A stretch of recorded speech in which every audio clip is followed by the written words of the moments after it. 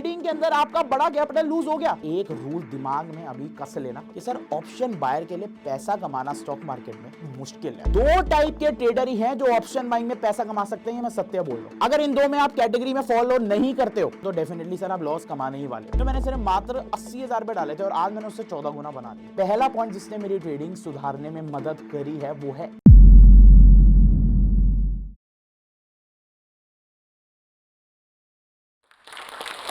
तो नमस्कार दोस्तों, मेरा नाम है प्रतीक साहनी एंड मेरी उम्र है 22 साल एंड मैं हूं एक स्टॉक मार्केट ट्रेडर। साथ के साथ मैं थोड़ा इन्वेस्टमेंट भी करता हूं एंड मैं हूं फाउंडर ऑफ 8+ सक्सेसफुल बिजनेसेस। शायद कोई मेरे बिजनेस पे आया भी हो।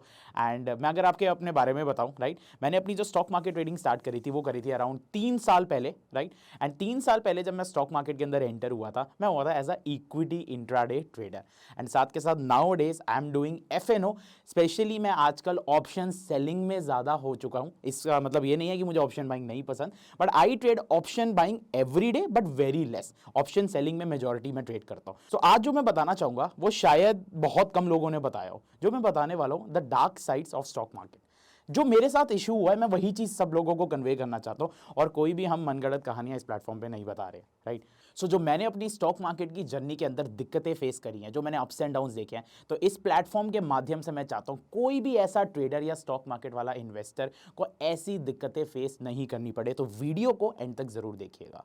सो जैसे मैंने बताया कि मैंने 3 साल पहले स्टॉक मार्केट ट्रेडिंग स्टार्ट करी थी एंड आज की वीडियो में मेरा फोकस ही यही था कि मैं बताऊं कि मेरे साथ दिक्कतें क्या आई हैं, क्योंकि बहुत सारा हमने सुन लिया पॉजिटिव साइड, बट कोई डार्क साइड्स भी तो बताए। तो जब मैंने 3 साल पहले ज्वाइन करी थी तो मेरे उस टाइम कोविड का टाइम था, राइट। एंड मैं एक ऐसा बच्चा था कि ठीक है यार, जैसे हर एक स्टूडेंट को और हर एक बंदे को एक फॉरेन ड्रीम होती है ना, तो मेरे को फॉरेन में एक अमेरिकन ड्रीम थी कि यार USA ही सब कुछ है।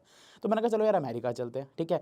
अब पता नहीं क्या बुरी किस्मत बोलो या बैड टाइम्स बोलो, उस टाइम पे कोविड आ गया एंड सडनली मेरा US का प्लान पूरा कैंसिल हो चुका। मतलब सोचो यार, 12वीं का बच्चा जिसने अभी 12th खत्म करी है एंड देन आपका प्रॉपर एक प्लानिंग होगी यार करियर ही वहीं बनाएंगे और करियर ही एकदम से एंड हो जाए तो आप क्या कर सकते हो।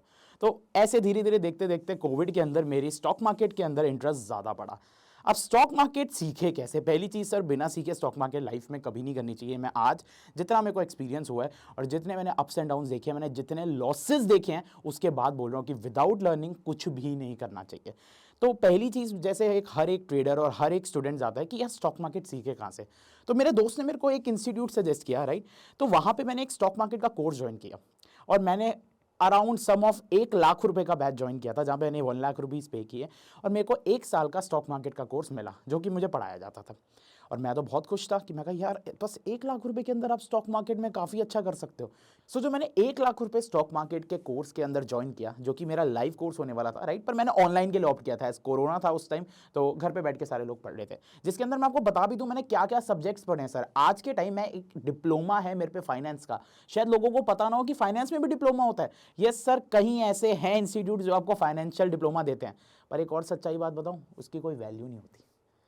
उसकी कोई वैल्यू नहीं होती। मेरे को तो जिंदगी में नहीं हुई है। मेरा सर्टिफिकेट पड़ा हुआ है, डिप्लोमा पड़ा हुआ है, बस क्रेडिबिलिटी के लिए बोलते रहते हैं, वरना मेरे को लगता है उससे ज़्यादा अच्छी वैल्यू तो ये जो सेबी के एग्जाम है ना, ये जो निस्म के एग्जाम है, उनकी होती है, ठीक है। सो मैंने एक डिप्लोमा किया जिसके अंदर काफ़ी सारे स्टॉक मार्केट सब्जेक्ट्स है, जिसमें एक कैपिटल मार्केट्स आ गया। कैपिटल मार्केट्स मतलब स्टॉक मार्केट, साथ के साथ डेरिवेटिव्स आ गया, वहीं जहाँ 99% ट्रेडर लॉस करते हैं, फ्यूचर एंड ऑप्शन। साथ के साथ कॉमोडिटीज़ आ गया, साथ के साथ करेंसी डेरिवेटिव्स यानी फॉरेक्स मार्केट, करेंसी के अंदर ट्रेड करना। मैंने काफ़ी सारे सेगमेंट्स अच्छे से पढ़े और 1 साल तक मैंने इनके एग्जाम्स भी क्लियर किए, जो इंस्टीट्यूट के एग्जाम्स होते थे जिन्होंने मुझे डिप्लोमा दिया।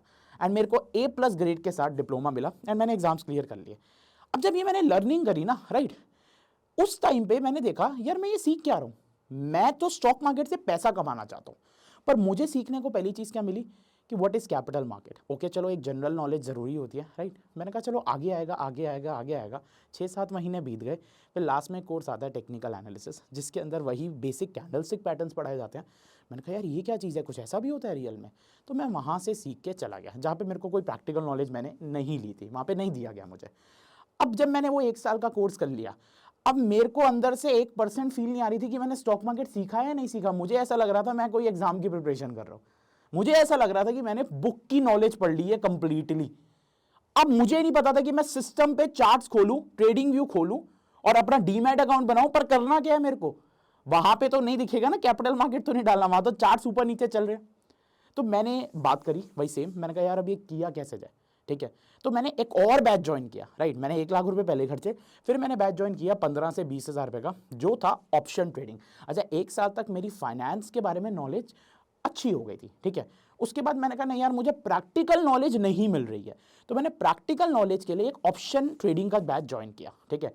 एक ऑप्शन ट्रेडिंग का बैच जो मैंने यहाँ पे ज्वाइन किया, जिसके अंदर मुझे सिखाया गया 2 चीज़ें। पहला ऑप्शन चेन, खैर आज काफ़ी लोगों को ऑप्शन चेन पता हो, जिसके अंदर हमें पुट राइटर्स, कॉल राइटर्स के बारे में बताया गया, जिसमें हमें यह बताया गया कि कैसे पुट राइटर्स को आप मार्केट का सपोर्ट की तरह देख सकते हो और कैसे कॉल राइटर्स को आप मार्केट के अंदर रेजिस्टेंस की तरह देख सकते हो। सर ये मैंने 3 साल पहले पढ़ा था, आज शायद काफ़ी महंगे महंगे इस चीज़ को स्टडी कराने के कोर्सेज चल रहे होंगे, मैंने 3 साल पहले कंप्लीट कर लिया था, ठीक है। अब ये चीज़ भी मैंने सीख ली यार, पढ़ने में ना बहुत इंटरेस्टिंग लगा। अच्छा मैं आपको एक चीज़ बता देता हूँ, कभी भी आप कोई बैच ज्वाइन करो ना, तो एक चीज़ आपको याद रखनी है, उस टाइम पढ़ने में जो चीज़ इंटरेस्टिंग लगती है ना, उसको प्रैक्टिकली करके ज़रूर देख लेना, क्या वो चीज़ चलती है या नहीं चलती है। अगर प्रैक्टिकल नहीं देखोगे तो इसका मतलब एक ही चीज होती है कि सर आप खुद को ही बेवकूफ बना रहे हो। आपको बस वो चीज पढ़ने में अच्छी लग रही है पर प्रैक्टिकल उसकी वर्थ नहीं है। कहते हैं ना, नॉलेज जो है, नॉलेज की वर्थ 0 होती है, अप्लाइड नॉलेज की वर्थ होती है। तो ऐसे ही मैंने ऑप्शन चेन सीखी, मैंने ऑप्शन भी काफ़ी अच्छा पढ़ा, मैंने ग्रीक सीखे, डेल्टा क्या होता है, थीटा क्या होता है, गामा क्या होता है, वेगा क्या होता है। मैंने धीरे धीरे कैलकुलेशन सीखी। जब शायद आज के टाइम तो काफ़ी सारे ऐसे कह सकते हैं प्लेटफॉर्म्स आ गए हैं जहाँ पे हम अपना स्टॉक मार्केट में स्ट्रैटेजीज टेस्ट कर सकते हैं, जिसको हम बैक एंड स्ट्रैटेजी टेस्टिंग कहते हैं। साथ के साथ हम वहाँ पे ये भी देख सकते हैं कि हमारा कोई स्ट्रैटेजी, सपोज हमने शॉर्ट स्ट्रैडल बनाया, शॉर्ट स्ट्रैंगल बनाया, उसका ब्रेक इवन कितना है। पर 3 साल पहले ऐसा कोई प्लेटफॉर्म इतना फेमस नहीं था, मेरे को कैलकुलेशंस भी आती थी, यानी मैंने बहुत अच्छी खासी पढ़ाई कर ली थी, जो कि आज के टाइम भी ट्रेडर्स नहीं करते, उनको सिर्फ चार्ट में एक आधे कैंडल से चीज़ें पता होती है। तो जब मैंने ये चीज़ें पढ़ ली, फिर मैंने कहा अच्छा अब शायद मैं स्टॉक मार्केट ट्रेडिंग कर पाऊँ। पर उसके बाद भी मेरा ट्रेडिंग सक्सेसफुल नहीं हुई, मेरे को काफ़ी ज़्यादा लॉसेस होने लगे। अब इसका रीज़न क्या था? पहले उस टाइम तो मुझे बहुत ज़्यादा गुस्सा आया कि यार ये लोग तो फ्रॉड हैं, ठीक है ना, ये पढ़ा क्यों रहे हैं यार, ये स्टॉक मार्केट कोई बीकॉम थोड़ी है या फिर कोई एक आपका अंडर ग्रेजुएशन थोड़ी है, इट्स अ स्किल। हम किसी को स्किल सिखाते हैं तो उसको स्किल आनी तो चाहिए। अगर मैंने पेंटिंग सीखी है तो मुझे पेंटिंग आएगी ना, चाहे थोड़े टाइम बाद आए। तो मुझे काफ़ी टाइम हो गया, मुझे उस चीज़ का यूज़ नहीं दिखा। और उस टाइम पे मैं शायद थोड़ा गुस्से वाला भी होता था, मैं काफ़ी गुस्सा करता था, यार ये क्या टीचर्स हैं यार, फ्रॉड बंदे हैं यार, क्या सिखा रहे हैं, क्यों सिखा रहे हैं यार, ये बेकार चीज़ है, और 1-1 लाख रुपए ले लिए। उस टाइम मेरा माइंडसेट ऐसा था कि नहीं भाई, स्टॉक मार्केट एजुकेशन जहाँ मैंने ली वो बेकार थी। चलो ऐसे धीरे धीरे लॉसेज होते रहे, लॉसेज होते रहे, लॉसेज होते रहे। फिर मैंने एक और कोर्स ज्वाइन किया, ठीक है, जिसका नाम था, काफ़ी ज़्यादा हाईलाइट कर रखा था उसका नाम, advance level in option trading, ADV, advance level in option trading. जब मैंने वो बैच ज्वाइन किया ना, मुझे लगा शायद कई ऐसी चीज़ें जो मुझे पुराने इंस्टीट्यूट से नहीं सीख पाया, शायद ये लोग सिखा दे। अब मैंने वहां पे ज्वाइन किया, मैंने क्या देखा, वही जो ऑप्शन चेन मैंने पहले सीखी थी वही ऑप्शन चेन पढ़ाई जा रही है, पर थोड़ा डिफरेंट वे से। जैसे फॉर एग्जांपल बोलता हूं मैं, सपोज कोई पैटर्न है MACD, लोग MACD पढ़ा रहे हैं जो यूट्यूब पे हर जगह अवेलेबल है, और उसका नाम लिख देते हैं मैजिकल कोर्स इन ट्रेडिंग, इस कोर्स से आप 2 लाख रुपए 3 लाख रुपए कमा सकते हो। शायद मैं उस ट्रैप में फंस गया हूं। तो अब मैंने इतने सारे बैचेस ज्वाइन करके, इतने सारे कोचिंग के अंदर फीस भर के एक चीज़ सीख ली थी कि मुझे नहीं लगता शायद कोई इंस्टीट्यूट सिखा सकता है, क्योंकि यार जो वो टॉप 1% पीपल है वो आपको रियल स्ट्रैटेजी क्यों देंगे, वो नहीं देना चाहेंगे आपको रियल स्ट्रैटेजी कि हम कैसे कमाते हैं। और मुझे ऐसा लगा कि ठीक है यार, टॉप 1% से तो कनेक्शन नहीं बना सकते, इंस्टीट्यूट ही एक सोल्यूशन होता है, मुझे नहीं मिला। अब मैंने एक्सप्लोर करना स्टार्ट किया। देखो ये मैं लाइफ में हाईलाइट कर रहा हूँ, पहला पॉइंट जिसने मेरी ट्रेडिंग सुधारने में मदद करी है वो है एक्सप्लोरिंग एंड रिसर्च। भाई हर ज्ञान यूट्यूब पे है, शायद वो चैनल्स इतने फेमस ना हो, पर मैं कह रहा हूं हर ज्ञान यूट्यूब पे है, जिसमें आपको बस रिसर्च करनी है, करते जानिए करते जानिए करते जानिए, एक जगह तो आप पहुंचोगे। कहते हैं ना एक ब्लैक स्वॉन इवेंट लाइफ के अंदर आता है, तो एक ना एक टाइम तो वो आपका ब्लैक स्वॉन इवेंट आएगा, ठीक है। तो मैंने रिसर्च करी कि मैं गलती क्या कर रहा हूं, और मेरे को यूट्यूब पे भी वही नॉलेज मिली जो मैंने इंस्टीट्यूट में सीखी थी। तो इससे मुझे एक चीज रियलाइज हो चुकी। क्या रियलाइज हो गया? कि नॉलेज तो गलत नहीं है, यानी जिन इंस्टीट्यूट वालों को मैं अभी गालियां दे रहा था अभी थोड़े कुछ सेकंड पहले वीडियो में, वो गलत नहीं थे। गलती कहीं मेरे अंदर ही थी कि मुझे ऐसा लगता था कि जो चीज सिखा दी गई है, राइट, जो चीज सिखा दी गई है वो हमेशा ऐसे डायरेक्ट चलती है। अब मैं इसको एक्सप्लेन करता हूँ। मैंने यूट्यूब पे भी जब ये चीज़ें देखी तो मुझे यही चीज़ें मिली जो ऑप्शन चेन है, कैंडलस्टिक पैटर्न्स हैं, साथ के साथ हमारी ऑप्शन स्ट्रैटेजीज हैं, डेरिवेटिव स्ट्रैटेजीज हैं, और मुझे अच्छे से समझ भी आता था क्योंकि मुझे पता था भाई इंट्रिंसिक वैल्यू कैसे कैलकुलेट करते हैं, भाई ग्रीक्स क्या होते हैं, मुझे ये सारी चीज़ें पता थी, ठीक है। अब मैंने ये चीज़ देखी यार, जब ये लोग भी यही कर रहे हैं तो मेरे अंदर ऐसी गलती क्या है? अब मुझे धीरे धीरे अपनी गलतियां पता लगना स्टार्ट हो रही थी। तो मैं आज आपको ये थोड़ी गलतियां बताने वाला हूं और मैं चाहता हूं प्लीज ये गलतियां आप नोटबुक में लिख लीजिएगा। डेफिनेटली कह रहा हूं, अगर ये गलतियां आप नहीं दोहराएं और इन गलतियों से अगर आप कुछ सीख पाते हैं तो मैं एक चीज कह सकता हूं, आप पे ट्रेडिंग में एक बड़ा लॉस होने से तो बच जाओगे। जब मैंने लाखों रुपए इंस्टीट्यूट पे पैसा खर्च दिया, मैंने यूट्यूब पे भी देख लिया यार ये तो वही नॉलेज है जो इंस्टीट्यूट्स के अंदर है, राइट? तो मेरे को एक चीज समझ आई, यार ये बताओ, जब टॉप 1% बड़े बड़े ट्रेडर या वॉरेन बफेट के बारे में बात करें, जब टॉप 1% आपको कोई सीक्रेट नहीं बता रहे, कभी कोई देखा है कोई बहुत अमीर आदमी या जो बिलियनियर है वो आपको बताता है यार आप ऐसे अमीर हो सकते हो? अगर टॉप 1% नहीं बता रहे तो यार ये लोग कैसे बता पाएंगे? क्योंकि टॉप 1% लोग आपको बताना ही नहीं चाहते कि पैसे कैसे कमाते हैं। तो ये इंस्टीट्यूट्स क्या बताएंगे? मैं ये नहीं कह रहा सारे इंस्टीट्यूट्स गलत होते हैं भाई, उन लोगों से सीखो जो लोग रियल में ट्रेडिंग करते हैं, जो लोग लाइव प्रैक्टिकल करते हैं। ये नहीं कि मैंने आपको बुक में पढ़ा दिया, कोई भी बुकिश नॉलेज दे दी और उसके बाद जो आपने सीखना है भाई अब तुम खुद करो। भरोसा उस पर करो कि क्या आप जो स्ट्रैटेजी खुद जानते हो क्या वो आप लाइव सबके सामने दिखा सकते हो। अगर कोई बंदा लाइव आपके सामने चीजें दिखा सकता है तो डेफिनेटली आप ट्रस्ट करो। तो ऐसे ऐसे मैंने ना यूट्यूब पे काफी चीजें एक्सप्लोर करी, ठीक है? तो मुझे एक चीज पता लग गई थी, ठीक है, कि यार ये नॉलेज तो सारी अवेलेबल है, अब मैं ही कोई गलती कर रहा हूं, मुझसे ही कोई गलती हो रही है ट्रेडिंग के अंदर। तो सबसे पहली गलती है कि आप लोग जो सीखते हो ना उसको लिखते नहीं हो। पहली चीज क्या, आपने जो जो ट्रेडिंग के अंदर सीखा है पहले तो उसको लिखो, क्योंकि यार दिमाग को ना आदत नहीं है ऐसे हवा में घूमने की। दिमाग के सामने जो चीज होगा, आपके आंखों के सामने जो चीज होगी, आपको वही पता लगेगी। मैंने सबसे पहले लिखा कि यार मैं ट्रेडिंग कैसे करता हूं। मैंने पहला नोट डाला कि मैं एक स्कैल्पर हूं, क्योंकि मेरे को क्या आदत थी फटाफट थोड़े थोड़े पॉइंट्स के अंदर एग्जिट होने की। जैसे बैंक निफ्टी के अंदर मुझे लगा यार आज मार्केट ऊपर जाएगी, मैंने कोई सेटअप देखा तो मैं वहां पे क्या करता था, 10 से 15 पॉइंट ऑप्शन प्रीमियम बढ़ता था, मैं बेच देता था, ठीक है ना? क्वांटिटी लगाई, आ गया यार 3-4 हजार पे आ गया, 2-3 हजार पे आ गया, और क्या चाहिए, ठीक है? मैं ऐसे ट्रेड करता था। तो मैंने कहा इसको कहते क्या है? इसको कहते हैं स्कैल्पिंग। मैंने लिखा पहला स्कैल्पिंग। दूसरा मैंने देखा कि यार मैं क्या कर रहा हूं, ठीक है, स्कैल्पिंग जो मैंने सीखी है क्या वो स्कैल्पिंग ऐसे ही होती है, क्या मैं सही कर रहा हूं या गलत कर रहा हूं? तो मैंने स्कैल्पिंग के बारे में और पढ़ा तो मुझे एक चीज रियलाइज हुई, स्कैल्पिंग जो होती है, जो इसके अंदर सबसे ज्यादा इंपॉर्टेंट रोल प्ले करता है वो करता है आपका स्टॉप लॉस। अब स्टॉप लॉस से मैं आपको दो चीजें बताऊं, ठीक है?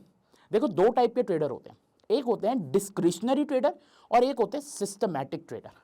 डिस्क्रिशनरी और सिस्टमैटिक में मतलब क्या है, अब आप बताइएगा इन दोनों में से आप कौन से हो? डिस्क्रिशनरी ट्रेडर वो ट्रेडर होता है जो एवरीडे स्टॉक मार्केट में बैठता है, Monday, Tuesday, Wednesday, Thursday, Friday, पांचों दिन मार्केट में बैठता है, ठीक है? और वो डेली अपने मन के हिसाब से कोई भी स्ट्रेटेजी यूज करता है। सपोज मान लो आप आज आपको लगता है मार्केट ऊपर जाएगी, ठीक है, तो आपने कॉल बाय कर ली, ठीक है? कल आपको लगता है अगले दिन मार्केट में बैठे, नहीं यार आज मुझे लगता है मार्केट नीचे जाएगी, ठीक है ना? तो आपने क्या किया, आपने कोई स्ट्रेटेजी बना ली, सपोज आपने कोई डेबिट स्प्रेड बना लिया, ठीक है ना? अगले दिन आपको लगता है यार आज मार्केट ना मुझे लगता है मेरे को स्कैल्पिंग करनी है, तो मैंने तीसरे दिन स्कैल्पिंग करी। चौथे दिन मुझे लगता है यार आज मेरे को लगता है मार्केट में एमएसीडी का क्रॉसओवर होगा, तो मैंने एमएसीडी यूज कर लिया। इसका मतलब समझे, पैटर्न समझ रहे हो? पहला, दूसरा, तीसरा, चौथा।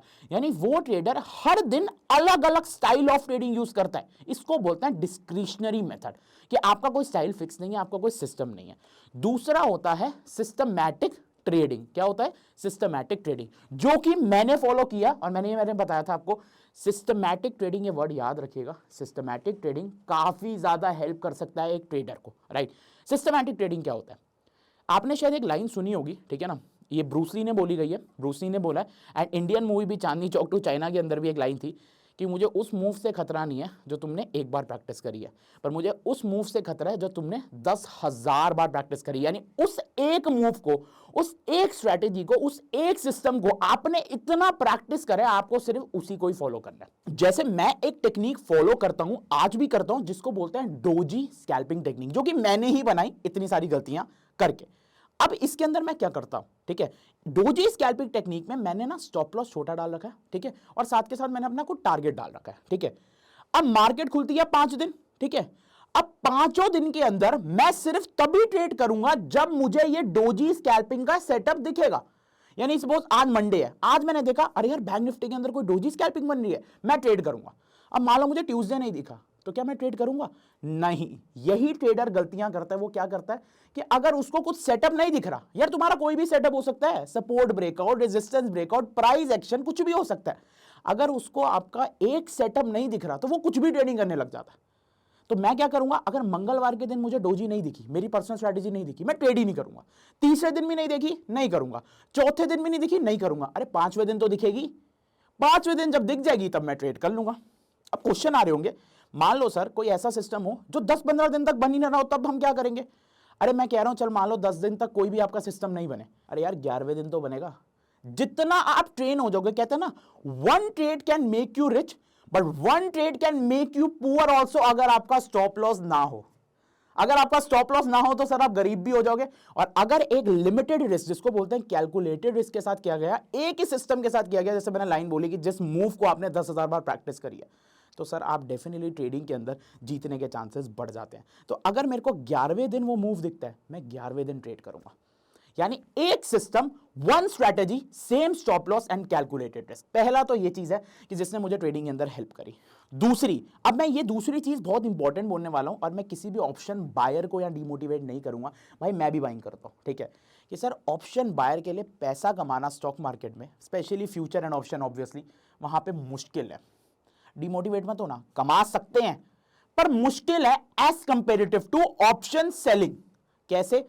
सर मैं बताता हूं, दो टाइप के ट्रेडर ही हैं जो ऑप्शन बाइंग में पैसा कमा सकते हैं, मैं सत्य बोल रहा हूं। दो टाइप के ट्रेडर हैं, अगर इन दो में आप कैटेगरी में फॉलो नहीं करते हो, इनको फॉलो नहीं करते हो या इनके अंडर फॉलो नहीं करते हो, तो डेफिनेटली सर आप लॉस कमाने ही वाले हो, भूल जाओ, प्रॉफिट कभी नहीं आएगा। सो दो टाइप की कैटेगरीज है। सपोज एक कैटेगरी होती है जिसमें बहुत पैसा है, मान लो भाई मेरे पे ना 100 करोड़ रुपए, ठीक है, और मेरे को ना मार्केट में एनालाइज करता हूं, मेरे को लगता है कल ना मार्केट ऊपर जाएगी।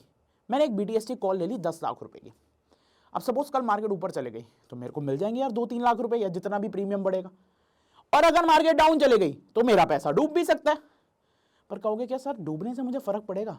100 करोड़ रुपए के मालिक को 10 लाख रुपए से क्या फर्क पड़ रहा है?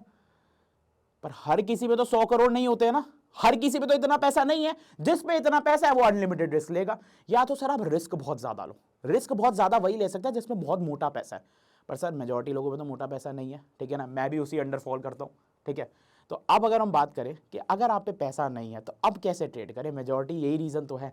अगर आप पे इतना ज्यादा पैसा नहीं है तो एक रूल दिमाग में अभी कस लेना, स्क्रू कस लेना पूरा, कि मोटा रिस्क लेना ही नहीं है भाई। कोई भी ट्रेड, मैं कह रहा हूं 100% ट्रेड लगे ना, आज मार्केट ऊपर जाएगी, आज मार्केट नीचे जाएगी, गलती से भी रिस्क ज्यादा लेना ही नहीं है। ऐसा क्यों कह रहा हूं? वो लाइन बहुत लोगों को याद रहती है ना कि रिस्क है तो इश्क है। तो सीरीज तक चीजें बहुत अच्छी लगती हैं भाई, ड्रामा और रियलिटी में बहुत फर्क है। तो ऑप्शन बायर को मैं आपको बता रहा हूं, जिसपे इतने पैसे नहीं है, उसको रिस्क ज्यादा लेना ही नहीं है। आप कहोगे सर रिस्क ज्यादा नहीं लेंगे तो प्रॉफिट मोटा नहीं आएगा। अरे आएगा ना, दूसरी स्ट्रैटेजी बताता हूं कैसे फॉलो करनी है आपको। आपको एक वही सिस्टम बनाना है, सपोज जैसे मैंने डोजी स्कैल्पिंग बनाया, मान लो आपका कोई भी सिस्टम हो सकता है, मान लो चलो सपोर्ट ब्रेकआउट है, रेजिस्टेंस ब्रेकआउट है, आपको ऐसी स्ट्रैटेजी ढूंढनी है जिसका स्टॉप लॉस ही छोटा हो। जैसे मेरी जो डोजी स्कैल्पिंग थी वो सक्सेस क्यों होती है भाई, उसका स्टॉप लॉस ही छोटा है। तो अब आप कहेंगे सर आप कह रहे हो छोटा स्टॉप लॉस रखो, अरे स्टॉप लॉस तो तब भी हिट हो सकता है। आइए मैं आपको एक एग्जांपल से बताता हूं। सपोज जैसे मेरी डोजी स्कैल्पिंग स्ट्रेटेजी है, उसमें सक्सेस का रेट मेरा ज्यादा क्यों है? इसलिए क्योंकि मेरा स्टॉप लॉस छोटा है। अब एक एग्जांपल लेते हैं, मान लो मैंने ना 10 ट्रेड्स लिए, क्या मैंने 10 ट्रेड्स लिए, पहला, दूसरा, तीसरा, चौथा, 10वां, 10 ट्रेड्स लिए।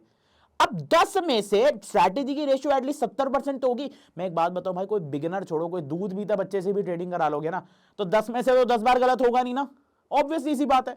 तो मैंने एक ऐसी स्ट्रैटेजी बनाई कि जिसमें स्टॉप लॉस बहुत छोटा हो। तो सपोज मैंने 10 ट्रेड लिए और 10 ट्रेड के अंदर मान लो मेरे ना 5 ट्रेड स्टॉप लॉस भी हिट हो गए, मान लो स्टॉप लॉस हिट हो गए और 5 ट्रेड मेरे सक्सेसफुल चले गए। भाई वैसे एक बात बताओ, 50-50 प्रोबेबिलिटी बहुत बेकार लोगों की होती है, 70% तो हर एक ट्रेडर की होती है, पर हमने एक वर्स्ट केस माना कि 50-50 हो गई, कि भाई 5 गलत गए मेरे, 5 सही गए।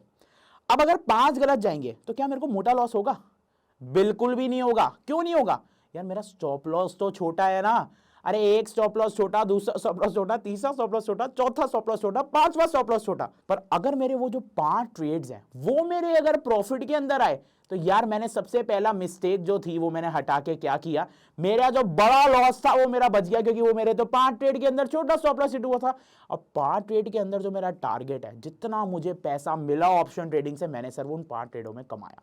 अब इससे होगा क्या भाई, तुम्हारी कैपिटल लूज होने से तुम बच जाओगे, जिसको बोलते हैं तुम्हें चांसेस बहुत ज्यादा मिलते रहेंगे। इसका सबसे बड़ा जो एग्जांपल है वो है कैसीनो। कैसीनो के अंदर एक गैम्बलर जाता है एवरीडे, ठीक है ना, वो हर दिन कैसीनो खेलता है। अगर मान लो उसके कभी ना कभी सारे पैसे उड़ गए तो कैसीनो के लिए कहां से खेलेगा? भीख मांगेगा या घर वालों से मांगेगा? कहीं से तो मांगेगा ना, या जॉब कर रहे तो वहां से सैलरी लेगा। तो कैसीनो को ही ना, सेम ट्रेडिंग को कैसीनो से थोड़ा कंपेयर करो, नॉट एज अ गैम्बलिंग, ठीक है, पर उसके टाइप ऑफ, उसके नेचर से, कि अगर ट्रेडिंग के अंदर आपका बड़ा कैपिटल लूज हो गया, कहां से मांगोगे? सर एक रिसेंटली, मैं बहुत ये दुख वाली बात बता रहा हूं, रिसेंटली एक न्यूज आई थी जिसमें एक ट्रेडर ने लोन ले रखा था बैंक से 10 लाख रुपए का, और उसने सुसाइड किया। जब पैसा नहीं है बैंक बैलेंस में तो ट्रेडिंग क्यों करनी है भाई? लिमिट लॉस के साथ करो ना, छोटा स्टॉप लॉस लोगे तो फर्क भी नहीं पड़ेगा, मेंटली भी अच्छा जाओगे, प्रॉफिट भी शायद बना पाओ, और साथ के साथ क्या रहेगा, आपकी प्रोबेबिलिटी, ट्रेडिंग में जीतने की प्रोबेबिलिटी बढ़ जाएगी। तो होप सो आपको पता लग गया हो कि कौन से 2 टाइप के ऑप्शन बायर हैं जो पैसा कमा सकते हैं। तो अब आप कहेंगे कि सर हमने ऑप्शन बाइंग तो बता दिया कि ऑप्शन बाइंग में 2 टाइप के लोग पैसा कमा सकते हैं, और आप कहते हो सर मैं तो खुद ऑप्शन सेलिंग करता हूं।